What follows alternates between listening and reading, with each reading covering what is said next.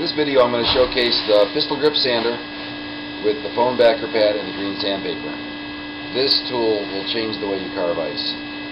What happens is, you start with a chunk of ice like this, and then normally you'll use your chainsaw next.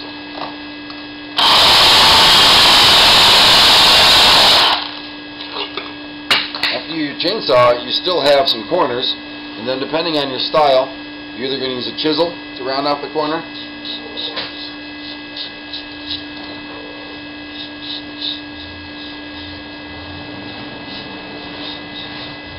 or you're going to use a power tool like this, one of the burrs.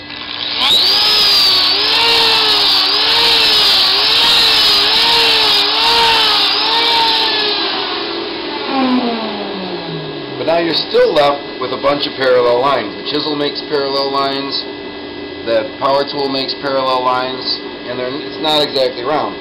When you use the pistol grip sander,